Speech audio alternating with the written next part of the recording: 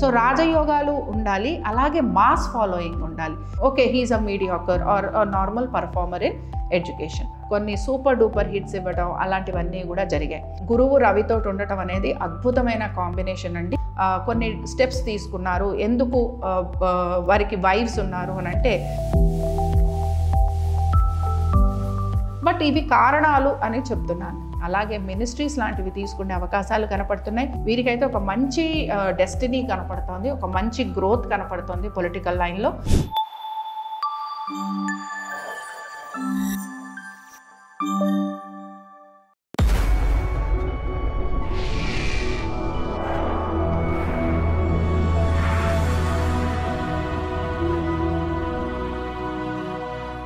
ఓం శ్రీ గురుభ్యో నమః. పవన్ కళ్యాణ్ గారి జాతక విశ్లేషణ చేద్దామండి. అయితే ఇక్కడ నా దగ్గర ఉన్న డీటెయిల్స్ ఏంటి అని అంటే 2 సెప్టెంబర్ 1968. కొన్ని చోట్ల మనకి 1971 అని కూడా ఉంది. బట్ కొంచెం మన 1971 జాతకం వేసుకున్న దానికి 1968 జాతకం వేసుకున్న దానికి మనం ఈవెంట్స్ని కంపేర్ కనుక చేసుకుంటే 1968 కొంతవరకు యాప్ట్గా ఉన్నట్టుగా మనకి కనపడుతోంది.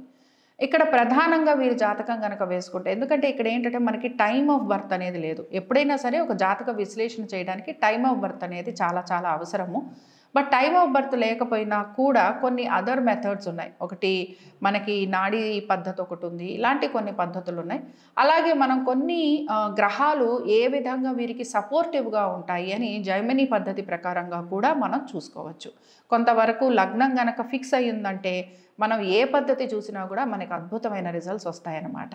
అయితే పొలిటికల్గా మనం ముందుకు వెళ్ళాలి అని అనుకుంటేనండి, ఎవరి జాతకంలో అయినా సరే, మన పవన్ కళ్యాణ్ గారి జాతకం గురించే కాదు, బట్ సాధారణంగా మనం ఒక పొలిటికల్గా ముందుకు వెళ్ళాలి, లేకపోతే ఒక మినిస్టర్ అవ్వాలి, లేకపోతే ఎమ్మెల్యే అవ్వాలి, ఎంపీ అవ్వాలి, ఇలాంటి పొజిషన్స్ ఏవైతే ఉంటాయో వీటన్నిటికీ కూడా అద్భుతమైన రాజయోగాలు ఉండాలి.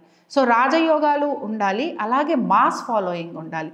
ఇవి రెండు ఉంటే ఏంటంటే ఒక పొలిటికల్ లీడర్ అనేవారు చాలా అద్భుతమైన ప్రజాదరణ ఉంటుంది, అలాగే వాళ్ళకి పొలిటికల్గా కూడా మంచిగా ఉన్నత స్థితి కలుగుతూ ఉంటుంది.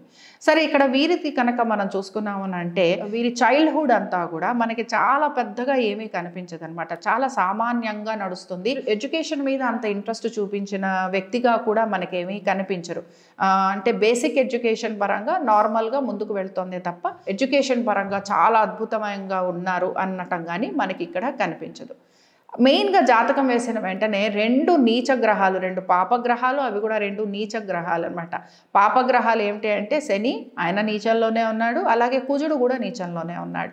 ఏమవుతూ ఉంటుందంటే ఇలాంటి 2 గ్రహాలు నీచంలో ఉన్నప్పుడు, అది కూడా ఏదైనా ఒక గ్రహం కనుక వక్రగతిలో ఉన్నప్పుడు అది చాలా రిజల్ట్స్ మనకి ఒక్కొక్కసారి ఒక బాంబు లాంటి రిజల్ట్స్ అనమాట, ఒక విస్ఫోటనం జరిగిన రిజల్ట్స్ లాంటివి ఇస్తూ ఉంటుంది.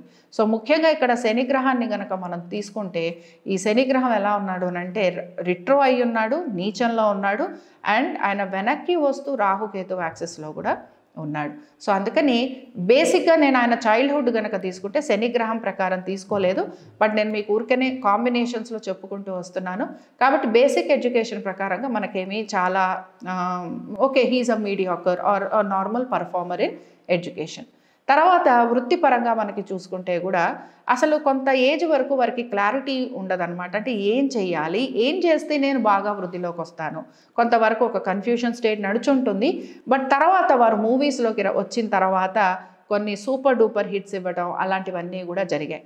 సో ఇనీషియల్గా వారు కొంత ఒక రకంగా యువత కోసం చేశారు మూవీస్, బట్ తర్వాత మాత్రం సామాజిక పరంగా ఏదైనా బాగుంటాయి, సమాజంలో ఏదైనా మార్పు వస్తుంది, ఈ కాన్సెప్ట్ తోటి మనం ఒక మూవీ చేస్తే బాగుంటుంది అన్న వాటి మీద కూడా వారు కాన్సన్ట్రేట్ చేయటం జరిగింది.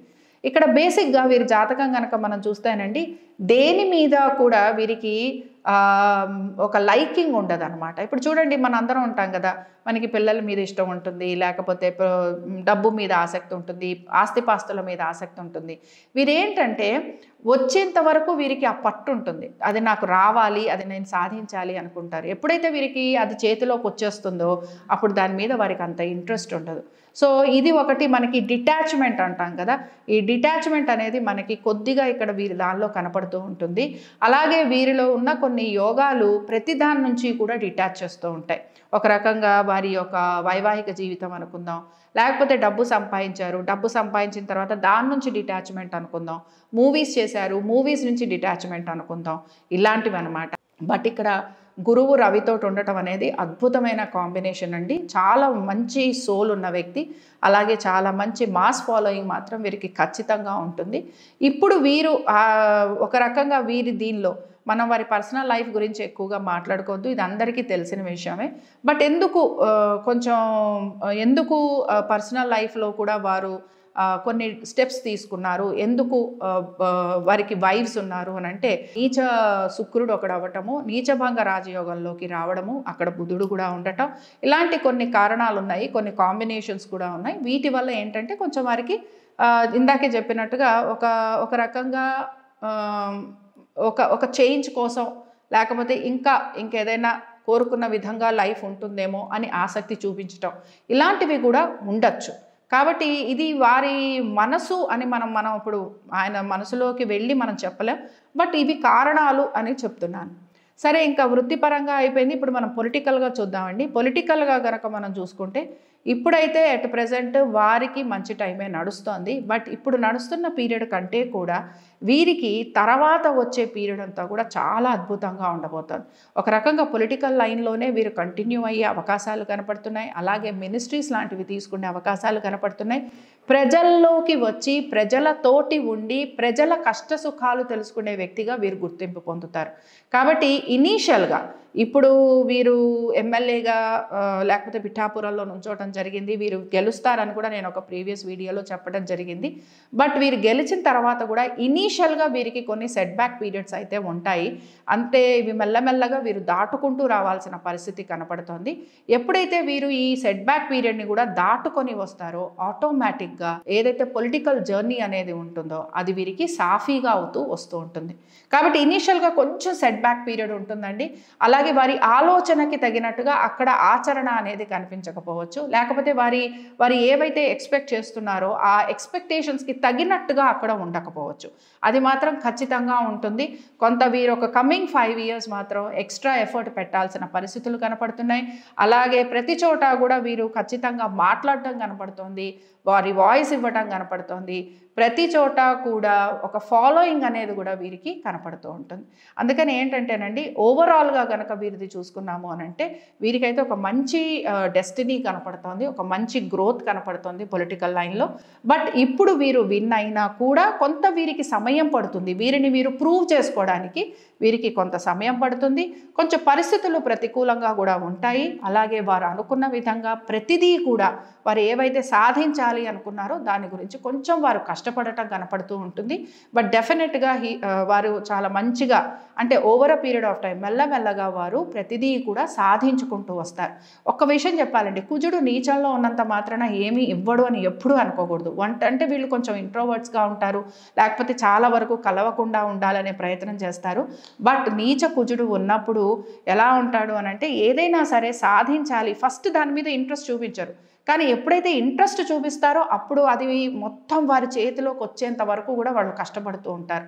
అది మన సిగ్నిఫికెంట్గా చెప్పుకోవచ్చు అనమాట. అంటే ఆ పర్టికులర్ నేచరు నీచకుజుడున్న జాతకాలలో ఉన్న మీరు కూడా గమనించుకోండి. ఎవరికైనా నీచకుజుడు ఉంటే వాళ్ళు ఒక దాని మీద ఇంట్రెస్ట్ చూపించరు, వర్క్ మీద ఇంట్రెస్ట్ చూపించరు. అప్పటి వరకు వాళ్ళకి ఏమీ ఇంట్రెస్ట్ ఉండదు. బట్ ఒక్కసారి ఒక పని మీద ఇంట్రెస్ట్ వచ్చింది అని అంటే అది పూర్తిగా సాధించేంత వరకు వదలరు. కాబట్టి ఆ స్పెసిఫిక్ నేచర్ని మనం చాలా డిస్టింగ్విష్డ్ నేచర్గా మనం చెప్పుకోవచ్చు. వారి మనసులో విషయాలని మనమే తరచి అడగాల్సి ఉంటుంది. ఏ విషయం గురించి బాహటంగా వారు ప్రస్తావించటం అనేది జరగదనమాట. అందుకని ఇలాంటి విషయాలలో ఏమవుతూ ఉంటుందంటే వారి యొక్క గ్రూప్ మెంబర్స్, వాళ్ళ టీం ఉంటుంది కదా, అంటే వాళ్ళ పొలిటికల్గా అనుకుంటే వాళ్ళ పార్టీ సభ్యులతోటి కూడా వారికి కొంచెం, అంటే ఎందుకంటే విషయం చెప్పేటప్పుడు మనసులో ఉన్న విషయం కనుక్కొని వాళ్ళు చేయాలి అనేది కొంచెం ఇబ్బందికరంగా ఉంటుంది. అందుకని ఈ విషయాలలో వారు తర్వాత కూడా జాగ్రత్తలు తీసుకోవటం అనేది కనపడుతూ ఉంటుంది. డెఫినెట్గా వీరికి మంచి గ్రోత్ కనపడుతుంది. అలాగే మంచిగా ఉన్నత స్థితికి వెళ్ళే అవకాశాలు కూడా కనపడుతున్నాయి. స్వస్తి. పొలిటికల్‌గా నాకు కొంత క్యూరియాసిటీని పెంచిన పొలిటీషియన్స్ ఉన్నారండి. నేను వారి గురించి, వారి యొక్క జాతకాల గురించి కొంచెం అనాలిసిస్ చేయటం అనేది జరిగింది. సరే, ఇందులో కూడా మెయిన్